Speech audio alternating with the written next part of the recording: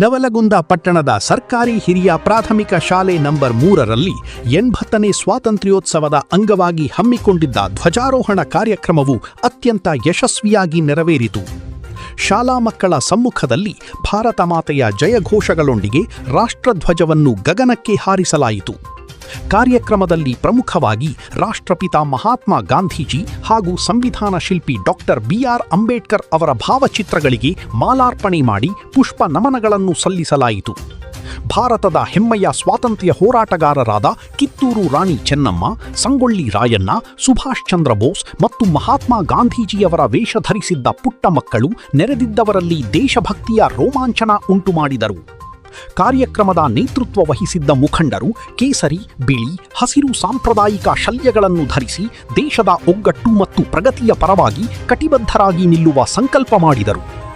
ಈ ಸಂದರ್ಭದಲ್ಲಿ ಮುಖ್ಯ ಶಿಕ್ಷಕಿ ಎಂಸಿ ಚನ್ನಪ್ಪಗೌಡರ, ಎಸ್ಡಿಎಂಸಿ ಅಧ್ಯಕ್ಷ ಕಾಶಿಮಸಾಬ ಮಚಲಿಬಂದರ, ಸದಸ್ಯರಾದ ಮುತ್ತಪ್ಪ ಬಿಸನಾಳ್, ಮಂಜುನಾಥ ತೀಲಿ, ಬಸವರಾಜ ಮಡಿವಾಳರ, ಅನ್ವರ ಅಲ್ಲಿಬಾಯಿ, ಅನ್ನಪೂರ್ಣ ದೊಡ್ಡಮಣಿ, ಮಾಜಿ ಅಧ್ಯಕ್ಷ ಅಡಿವೆಪ್ಪ ಶಿರಸಂಗಿ, ಸಹ ಶಿಕ್ಷಕರಾದ MH Chikanal, RB Hallikeri, Suresh Bhajantri, Kiki Mankani, MN Baggara, KF Banti, Meharaja Begum Yaraguppi, Siddalingamma Shirasangi, Gangadhara Katti ಸೇರಿದಂತೆ ಇನ್ನಿತರರು ಉಪಸ್ಥಿತರಿದ್ದರು. ಆನಂದ್ ಬೆಳಗಲ್, ಕರಾಳ ಸತ್ಯ ನ್ಯೂಸ್, ನವಲಗುಂದ. ನಾವು ಈ ದೇಶ ಬ್ರಿಟಿಷರಿಂದ ಸ್ವತಂತ್ರಗೊಂಡು ಇವತ್ತಿಗೆ 80 ವರ್ಷ ಆಯಿತು. 1947 ಆಗಸ್ಟ್ 15 ಮಧ್ಯರಾತ್ರಿ 12 ಗಂಟೆಗೆ ದೇಶಕ್ಕೆ ಸ್ವಾತಂತ್ರ್ಯ ಸಿಗ್ತೈತಿ. ಸ್ವಾತಂತ್ರ್ಯ ಸಿಕ್ಕ ನಂತರ ಸುದೀರ್ಘವಾಗಿ ಈ ದೇಶವನ್ನ ಕಟ್ಟುವಲ್ಲಿ ಅನೇಕ ನಾಯಕರು, ಅನೇಕ ಮಹಾತ್ಮರು ತ್ಯಾಗ ಬಲಿದಾನವನ್ನು ನೀಡಿದ್ದಾರೆ. ಸುಮಾರು 200 ವರ್ಷಗಳ ಕಾಲ ಬ್ರಿಟಿಷರು ಈ ದೇಶವನ್ನ ಆಡಳಿತ ಮಾಡ್ತಾರ.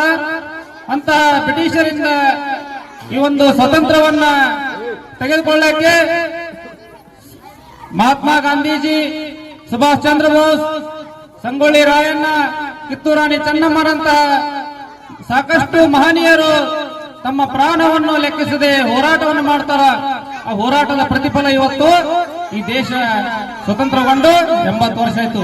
ಹಾಗಾಗಿ ಮಕ್ಕಳೇ, ನಾವು ಕೇವಲ ಆಗಸ್ಟ್ 15ರಂದು ಧ್ವಜಾರೋಹಣ ಮಾಡಿ ಈ ದೇಶದ ಮಹನೀಯರು ನೆನಪಿಸುವುದಷ್ಟೇ ಅಲ್ಲ, ಅವರು ಹಾಕಿಕೊಟ್ಟಿರುವಂತಹ ಒಂದು ಮಾರ್ಗದಲ್ಲಿ ನಾವೆಲ್ಲರೂ ನಡಿಬೇಕು, ಅನುಕರಣೆ ಮಾಡಬೇಕು. ಈ ದೇಶವನ್ನ ಇನ್ನೂ ಕೂಡ ಹೆಚ್ಚಿನ ಪ್ರಗತಿಯತ್ತ ಕೊಂಡೊಯ್ಯಬೇಕು. ಇಂದಿನ ಮಕ್ಕಳು ನಾಳೆಯ ಪ್ರಜೆಗಳು. ಇವತ್ತು ತಾವೆಲ್ಲರೂ ಕೂಡ ಈ ಒಂದು ಸ್ವತಂತ್ರೋತ್ಸವದ ಮಹತ್ವವನ್ನು ತಿಳಿಬೇಕು.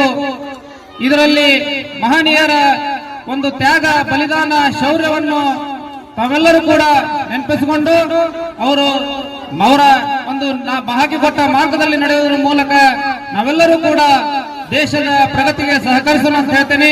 ಇವತ್ತಿನ 80ನೇ ಸ್ವಾತಂತ್ರ್ಯೋತ್ಸವದ ಅಂಗವಾಗಿ ಎಲ್ಲರಿಗೂ ಕೂಡ ಮತ್ತೊಮ್ಮೆ ಶುಭ ಹಾರೈಸಿ ನಾನು ಒಂದೆರಡು ಮಾತುಗಳಿಗೆ ಪೂರ್ಣ ವಿರಾಮವನ್ನು ಕೊಡ್ತೇನೆ. ಜೈ ಹಿಂದ್, ಜೈ ಕರ್ನಾಟಕ.